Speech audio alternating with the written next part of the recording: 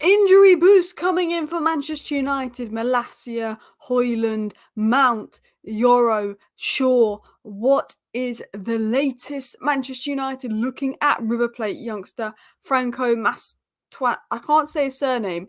I have probably said this wrong, but Franco Mastantuono as well. Some updates on him.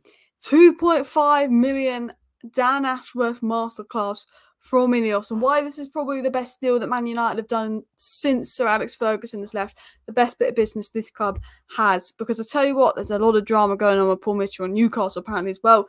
Ten Hag given 7 games by INEOS. They're a little bit fed up. They've spent the money, but he has 7 games before he could be sacked. INEOS starting to lose a bit of patience. What is the latest on the Rabiot, Angel Gomez news? The front stories about that.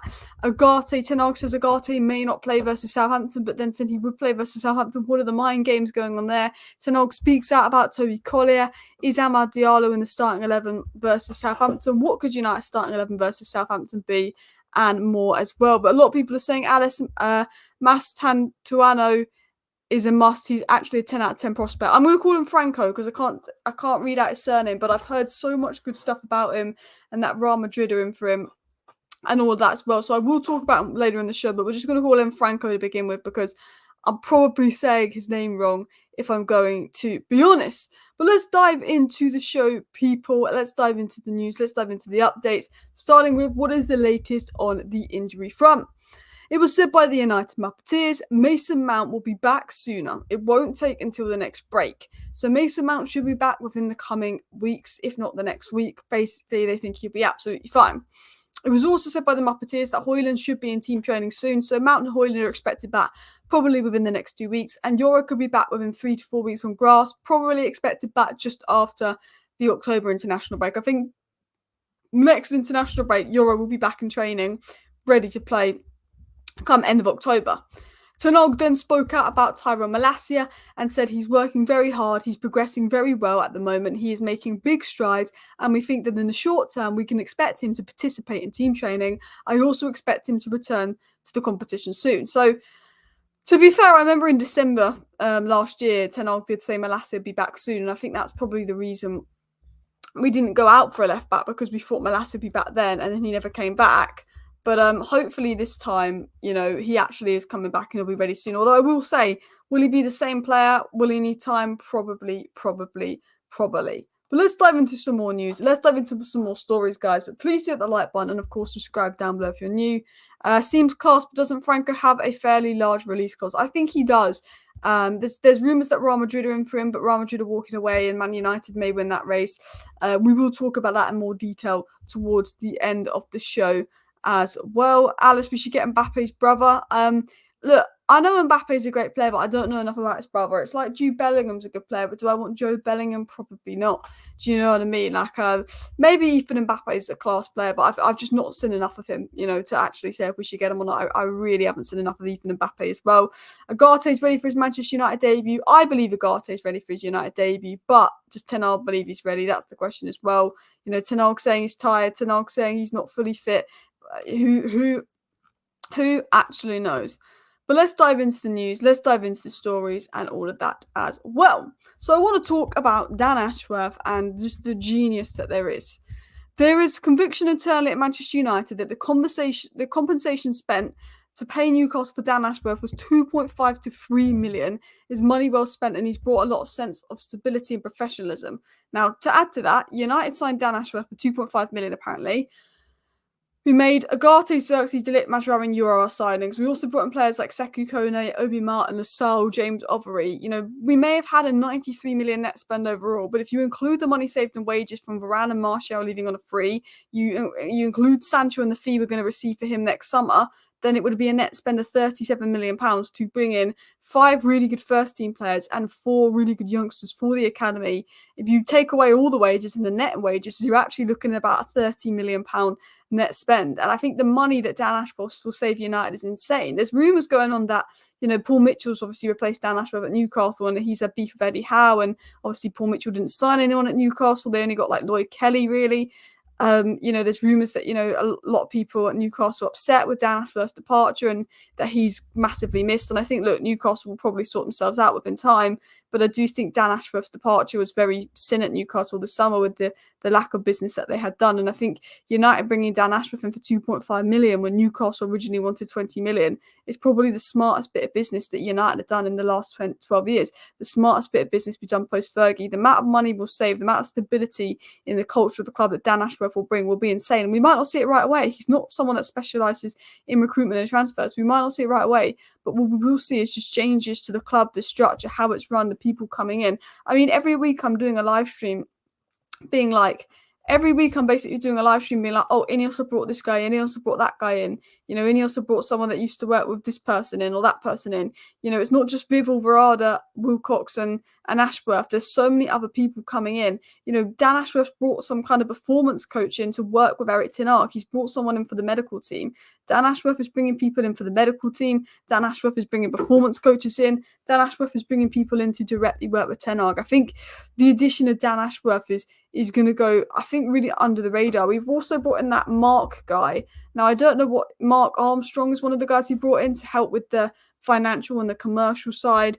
We brought, who was the guy that came in that's coming in to help Ten Hag when it comes to sort of overseeing the club and the environment as well. There's like 7 or 8 additions happening behind the scenes just to change the environment and culture at United, which I think is just a really good work by Dan Ashworth as well. How do we know we got Ashworth so cheap in the end, 1/10 of the original asking price? Because the Marketeers, and I think it was also said by the Times, so probably not the Marketeers, sorry, the Athletic and the Times, 2 of the most reliable outlets out there, were saying that we got him for about 2.5 to 3 million pounds, which is an absolute bargain. All like the proper reliable outlets out there and all the good sources of information are saying we got him for 2.5 million. The only sources of information saying the price was higher was Newcastle brief sources, which Newcastle were just probably going to brief to try and make themselves look better. But we know from Romano, we know from, Laurie Whitwell, who's as good as David Ornstein when it comes to United, that it was around a 2.5 million compensation, which I just think is the best bit of business INEOS have done in a while, particularly when they were being quoted 20 million for Dan Ashworth as well. Agate's absolutely ready to start, but Eric Ten Hag won't start him because he's a weird guy. His laptop will say he's not ready. Look, I think Agate's ready to start, but I think you're right. Eric Ten Hag won't start him. I just don't know how keen Eric Ten Hag was on signing Agate, and I don't like that I'm saying that as well. The structure was very lacking before INEOS. It's crazy we didn't have some of these positions filled for so long. Exactly. The thing is, like 10 new people have come in. I can't even tell you half the names that come in because I forgot them. That's how many new people have come to United for rebuilding our long-term project and new era. And Dan Ashworth's going to be at the heart of actually rebuilding the club from the sports science department, the scouting department, the youth department, the women's, the men's, all of that as well. He's going to be changing so much. But let's dive into some stories. Let's dive into some news. Let's dive into some more updates on United, because I want to go into sort of what the United Mappeteers have come out and said in regards to sort of United, Ten Hag's future, relationships with INEOS.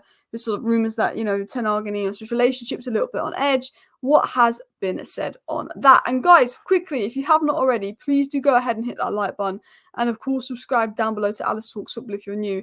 If you want to stay up to date on all the latest Manchester United news, transfer news, updates and more.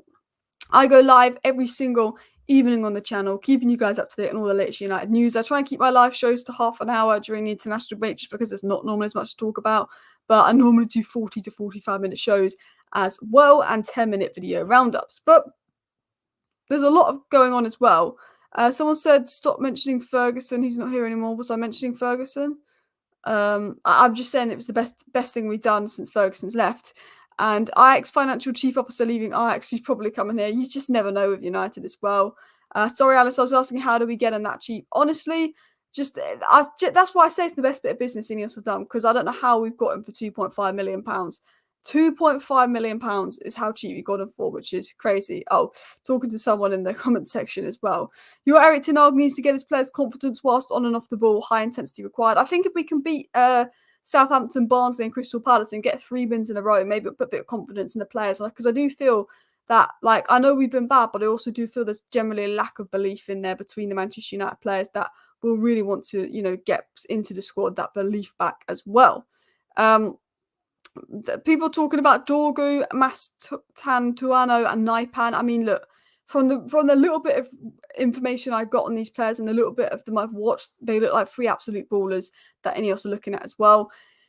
INEOS knew there was no going back to Toon for Ashworth, so they just held their ground. Exactly. And I think that was the smart business. They held their ground. They waited until this FFP situation, because they did him, I think, July 1st, after the whole FFP scenario, and they said, look, you sorted out your FFP, give us Ashworth because you want to get your replacement in. You've got a summer ahead, and there was no going back for Ashworth, and I think that forced Newcastle, oh crap, like they've not budged and given us the money. INEOS are different, and I think Newcastle were like, we're going to have to get rid of him on the cheap so we can bring in who we actually want. But let's dive into what was said on INEOS, the meeting, the board from the Muppeteers. So the Muppeteers said this. They said there was a board meeting that was meaningful. The Glazers obviously have to be present in the board meeting because they're publicly listed with the company. Apparently, INEOS and the Glazer reps all met. And, Glazers, while they're not really making decisions anymore, they want to be kept in the loop. But they've given pretty much INEOS full control. Now, that bit's a bit boring. Nobody cares about Glazer INEOS meeting. What we're interested on is actual news about United. So they said they will not sack Ten Hag now, but INEOS are not willing to let the whole season go to waste. So there is pressure on Ten Hag to fix it. And INEOS like to have contingency plans. Wilcox is the main communication between the hierarchy and Ten Hag, and INEOS are concerned. So initial info we got, Ten Hag's not getting sacked today. He's not getting sacked next week. He's not getting sacked the week after. INEOS are saying, we're not going to let the season go to waste, but you've got these 7 games to fix. So we're going to dive into that. They have a contingency plan. I'd assume it's Ruud van Nistelrooy. I think INEOS was so keen for him to come in as manager because it's a good option to have it as interim. There's contingency plans. I think Ruud van Nistelrooy could be it as interim manager. And then they go for Nagelsmann. I think they'll go for Nagelsmann over Tuchel. From what I'm hearing behind the scenes, because of Vivel and because of Ashworth, I think they prefer Nagelsmann more than Tuchel, but we'll dive into that later. So there's a little bit of pressure on Ten Hag to sort of fix the whole scenario. So, what else was said? Believes that Ten Hag will get until at least the next international break to fix it, 7 games. And I said this multiple times. I don't think they will sack Ten Hag till probably November at the earliest, maybe October international break if it's really bad.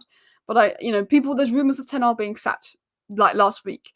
I said last week they're not going to sack Ten Hag 3 games into the season when he's not even played 2 of his new signings, and he's got his biggest signing last year out injured. There's no point spending all that money on Ten Hag to sack him a day after the transfer window closes. It makes absolutely no sense. So there's obviously that belief that Ten Hag's going to get to at least the next international break to fix it. INEOS aren't convinced by Ten Hag. They're not happy with Ten Hag. They've raised concerns to Ten Hag. We were reporting in my video earlier today that INEOS had raised concerns about the midfield, the structure, and that it needs to be fixed within the Carrington training ground and all of that. INEOS have concerns around Ten Hag. INEOS are not 100% happy with Ten Hag. There's concerns there, particularly around the midfield and what they're doing in training. They have a plan in place in case they need to sack Ten Hag, but it's not going to get sacked yet. He's got these next 7 games. I think the next international break, if it's bad, we will be talking about Ten Hag being sacked as a possibility. He could be sacked to the next international break if it's bad, or 3 games away from being sacked. I think for me, INEOS, I'm thinking they don't want to sack him in the October international break unless it's really bad. I think if we go into the October international break and it's hit and miss, I think he gets November. But I think Oli was sacked in November. Jose was sacked in December. It's normally sort of mid-November when you're getting to the 3rd international break that managers are sacked. Mid-November and December is normally when managers get sacked. Very rarely do they get sacked in October. I can't see him being sacked until probably after the October international break. But I do think next international break, if it goes bad, he could be sacked. INEOS have made it clear they want to see a good style of play, and Ten Hag has been informed about the concerns the hierarchy have over him, and Thomas Tuchel had concerns over the manager role. INEOS won't compromise. Højlund should be back in training soon. Euro will be back in grass in 3 to 4 weeks, and they're not sure if Angel Gomez would want to come back to United because of his issues, which is why he left on free, but that was under Oli and stuff like that. So we know sort of on Ten Hag that they're not sacking him now, but they don't want the season to go to waste. There's pressure on Ten Hag to fix it. They have a contingency plan. Wilcox is communicating the hierarchy's thoughts between him and Ten Hag, and there's concerns from INEOS. They want to see a good style of play. Ten Hag is aware that INEOS are concerned, and there's about 7 games to fix it. Do you think that's fair? I think, for me, I would give Ten Hag till the November international break, so that would be like 15 more games. I think 10 games in the season is still really early, unless it's really bad, and I'm talking like we're literally in like 16th place. I can understand them sacking in the October international break, but if you want my honest opinion, I do think that I think seven more games, I think you can get an understanding. And I think if it's really bad, sack him. But if it's hit and miss, give him one more international break. I would give him till November personally, just because I think you need to see what he can do with the squad as they get used to playing each other, giving them a run in. I'd personally give Ten Hag to November. But at the end of the day, this is his third season, and you've got to be a little bit brutal now. We're getting into the third season. Alex said it's fair. It's year 3, sink or swim time. There's no room for more rough patches, and I agree. I think, 7 games, I would have probably said maybe 11 or 12. But to be fair, if it is really bad after 7 games, you can't blame them. I fully backed Ten Hag in his first 2 seasons because of the problems around the club, the environment. But now when you're also creating a good environment and there's less problems around United, it's more about, okay, we've got to start seeing results now. This is your 3rd season. You've had a good transfer window. There's a good environment around you. We need to start seeing the results. This is sink or swim for Ten Hag. I think if Ten Hag makes it to Christmas, he makes it to the end of the season. But I think Ten Hag's got to show something between now and Christmas to keep his job. I think if Ten Hag comes back out this international break and we win 7 games in a row, if we somehow go and win 7 games in a row, we'll be in a really good position. And then if we bounce back on that after the October international break and have a good November, I think Ten Hag is very much pretty safe depending on what he does.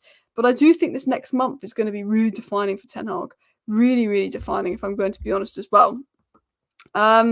Erik Ten Hag is definitely on the edge. INEOS don't fully back him. I think INEOS are trying to fully back him and make the environment and do everything they can to make sure that Ten Hag's in an optimal environment to succeed. I think they backed him in the transfer window, they're backing with 3 coaches coming in. But I think INEOS have in the back of their mind, they don't know if Ten Hag's the guy. I think there's a backing for Ten Hag because they want him to succeed and they're trying to create the optimal environment for managers to succeed at United. But I also think that they probably aren't backing Ten Hag massively because if it does go wrong, I think they've got plans. And I think they've brought Ruud van Nistelrooy in as maybe part of their plans. You don't always know. It'd be interesting to see. I still don't believe Erik Ten Hag will succeed as long as he doesn't. I still believe Erik Ten Hag will succeed as long as he doesn't pick Casemiro. I think there's a bit more to it than Casemiro. I mean, Casemiro's been bad and he's really dropped off, but I do think elements of it is Ten Hag's tactics aren't helping Casemiro, and it's not just Casemiro to blame. While he hasn't been good enough, and I think if we got a midfield with legs in there, we'd be a lot better. I think it's also the attack isn't producing or being clinical. Rashford isn't at his best. Anthony's not been the player he was at Ajax. And Nana, I don't think has been good enough in goal. I think the tactics aren't good enough. It's not all on Casemiro, but I do think he's probably, in terms of an individual player, I think his performances have been one of the most concerning over the last year as well. Ugarte will help a lot, but won't completely solve our problems. The single pivot is an obvious chicken neck and trigger for the press. 100%. I think Ugarte improves us. I think Ugarte is a great signing. I think Ugarte is a good addition, but I think you're absolutely right. I don't think you can sit there and say Ugarte is massively going to improve our problems. I don't think. I think two of our biggest problems is build up in midfield, which Ugarte doesn't solve, and ground coverage, which he can solve, but that's not his best strength. Ugarte solves a lot of our problems in terms of winning back the ball, in terms of unlocking Mano.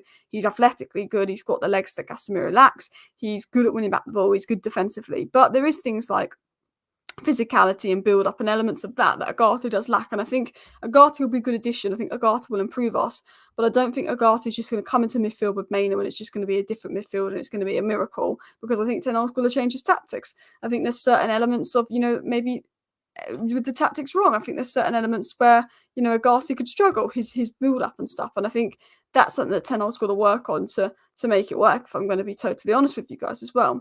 Ten Hag will use trophies as an excuse after every defeat now. It does. Look, I like Ten Hag, but it does make me laugh how every time he gets a bad result, every time we lose, he goes, well, I've got the second most trophies after Pep in England since I've come in. Argument. It's not the best argument to have as well. It's also partly a revenue issue. We can't afford to miss out on the Europa League and Champions League. Just posted another sizable financial loss last year. True, because I think if we are 2 seasons in a row at the Champions League, we use sponsorship money. And we don't finish in the Champions League 1 season, that's fine. But if you go 2 seasons in a row without finishing the Champions League, I'm pretty sure we lose money as well. Yeah. Sean says, Chris, you don't get Alice. She gives the most unbiased news of any podcaster. If you don't like what you hear, you know what to do. Appreciate that, Sean. I've no idea what Chris said, but appreciate the comments there as well. I try and be as unbiased as I can. I give you my opinion, but I'm someone on this channel where all opinions are allowed. Like, I'm Ten Hag in, but if anyone is Ten Hag out, they have every right to be Ten Hag out, because, I have watched us play. It's really bad. I respect all opinions unless they're absolutely ridiculous. And I just give you my news and opinions of it. And I report the news and I say if I think the news is good news or bad news. I think if it's reliable or not. I just give you what I think on the news. Everything I report won't be true. I will say I think if it's BS and stuff. And we try and be fair on this channel. We try and, welcome all opinions, and we also try and give context to every news story, because we are Man United. People write about us every day, and people write a lot of rubbish about us, and we have to debunk that rubbish as well. It's what we aim to do on the channel. So appreciate the chat as well. Ugarte, perfect Casemiro replacement. I think Ugarte would have definitely been in my top 5 Casemiro replacements. I was a big fan of Mats Wiefer, if I'm going to be totally honest, just because of the legs and the physical profile, but Ugarte would have definitely been in my top 5, I think, for DMs as well. I do like Stiller. I do like Subamende. Johnny Cardozo, who Spurs have actually got an option to be the first option to sign him if something happens as well. There was some good number 6s out there in the market, and I do think that Man United will be looking at 2 midfielders. I tweeted earlier that potentially Eriksen goes, Angel Gomez comes in, Casemiro goes, Wharton comes in. I do think they'll be looking at Wharton, Cardozo, maybe Stiller, maybe Subamende. I do think that INEOS will be looking again in the DM market to replace Casemiro, because I think Ugarte's the Amrabat replacement that is actually going to push Casemiro. I think we're probably looking at Eriksen and Casemiro going in the summer. And I think potentially someone like Angel Gomez and Wharton coming in, for example, or Hayden Hackney, or whoever it is that we're looking at as well. The end of last season, we looked much better when we were more compact. Not sure why Erik ten Hag keeps reverting to his open tactics.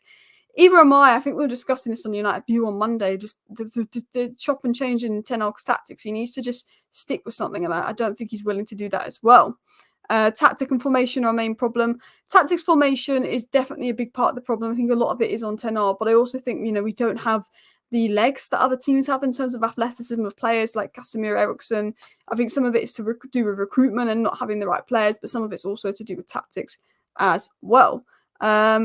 I think 2 years out of the Champions League is a revenue cut. Okay, yeah. Subamende, very reluctant to leave Sociedad. He had a number of offers from big clubs. Yeah, I don't think we get Subamende. I like Water, but he could cost a lot. I think he'll be a bit overpriced. I did tweet earlier, actually, and I'll get it up, that because obviously there's rumours that Angel Gomez wants the United move. Now, I don't know how true that is, but there's obviously rumours going about that Angel Gomez wants the United move. He's open to Manchester United. La-di-da, la-di-da. Again, don't know how true that is. It was from the Manchester Evening News. We discussed it in my video earlier today. But, I mean, I'm not necessarily saying we get Adam Wharton. We have to see how he does this season for Palace. I don't think he had the best game recently for Palace, but I don't know if you can see this or how clear it is, but I said this. INEOS's priorities for 2025 include replacing Eriksen and Casemiro. Eriksen out, Angel Gomez in, free. Eriksen we got on a free. Replacement of Angel Gomez we get on a free. Makes sense. Casemiro out, Wharton in for a larger fee. Gomez returning to United on free next year makes a lot of sense.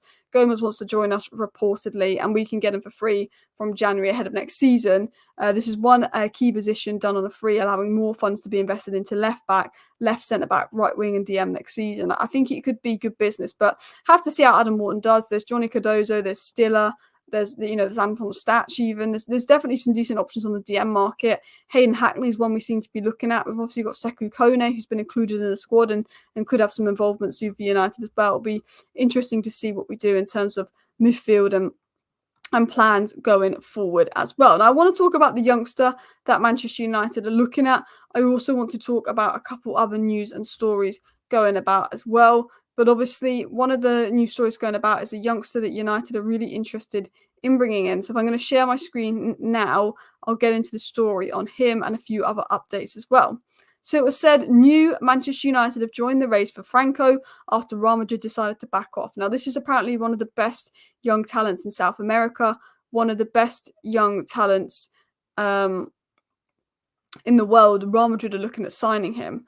And apparently Real Madrid sort of backed away from signing this guy.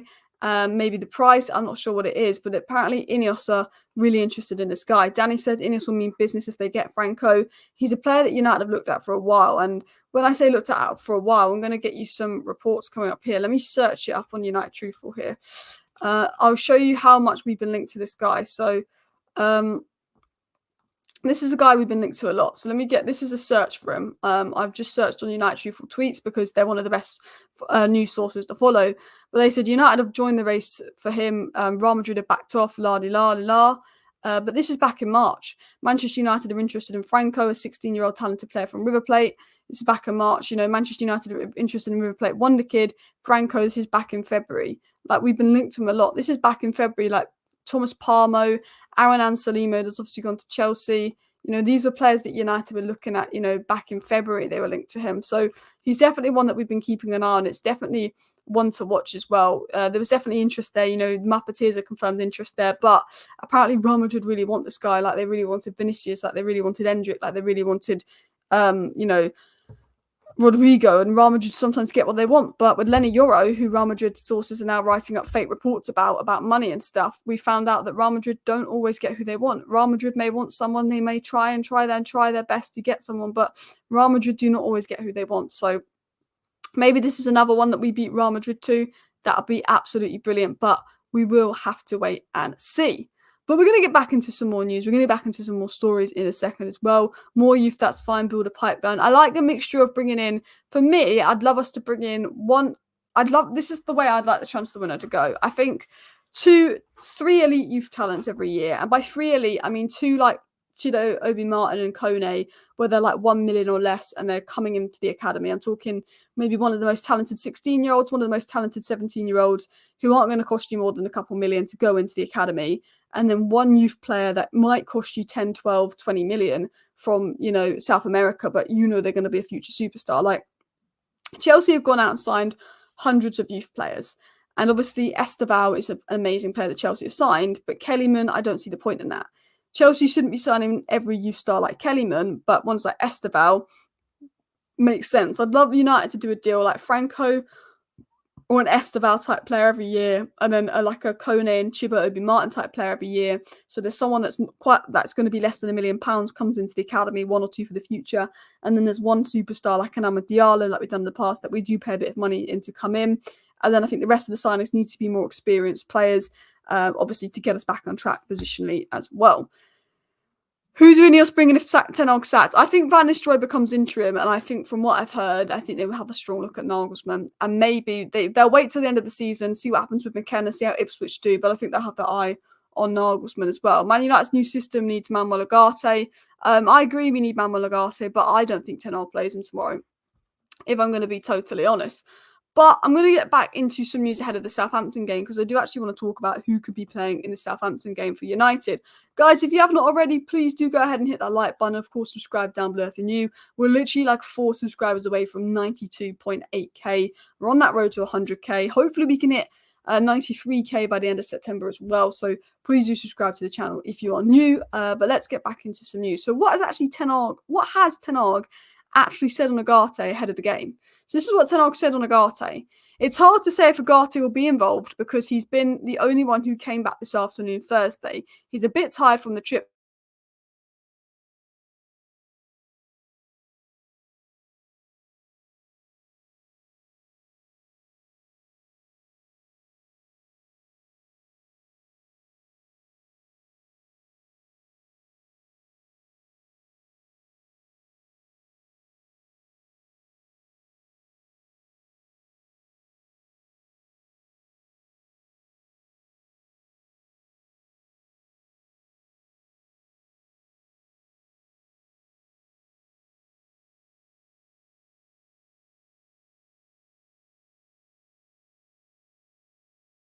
Oh my day. I think you can hear me now. I think you can hear me. What is going on here? You can see me. Ooh, my camera's just broke. My camera's just broke. It's not even my internet, guys. It's not even my internet. It's not even my internet. My camera's just gone. My camera's just absolutely gone. There's something wrong. There's not even my internet. There's something wrong with the USBs on my laptop. Every now and then the USBs on my laptop just cut out. They just completely cut out and stop working, which means that my camera is now like completely unplugged, I think, which is annoying. I mean, I can see if I can fix it, but I mean, we're on the other camera, but it's not actually coming out too bad, is it, to be fair? So I do apologize about that, because I was talking about Ugarte. I was absolutely talking about Ugarte, and then I've just cut out mid talking about Ugarte. I think I was saying Van Nistelrooy comes in as interim if something happens to Ten Hag. I'm worried that, you know, Ten Hag might not play Ugarte right away, because I think that he did want to keep McTominay. You know, now I've got to remember where I was talking. You know, this is like the 3rd time it's happened the last week as well. But no, I'm using the web camera. So my actual camera is off because it's not working. Actual camera. I'm using the camera that's installed into my laptop now because this one is just the USB won't connect. I don't know if you can see what that is, but the USB won't connect to what I normally use, my webcam. So maybe something's a bit broken with it. Who knows? So we'll get back into the news. We'll get back into the topics. I do apologise about that. It's something to do with the USBs because my mouse also disconnected, which is connected by USB, and I think because I have about 5 USB things plugged in because I have an adapter, maybe it just overloads the laptop sometimes. But yeah, I don't know what's going to happen with Agate. I'd like to see him play. I don't think he starts. I don't think Agate starts, if I'm going to be honest. Ten Hag also spoke out about Toby Collier. He said Collier had a very good preseason, but before that, he earned the right to take part in this preseason.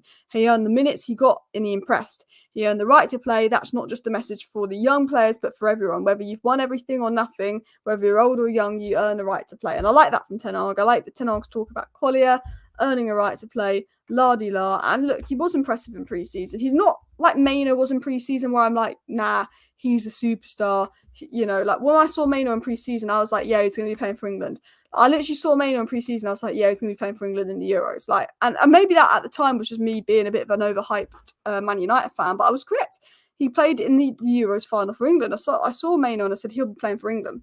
I said that when I saw him in preseason. I said he'll be playing for England. I don't see that with Toby Collier, but he definitely had a good preseason where I think, yeah, there's a decent player there as well. So I want to talk about the United game.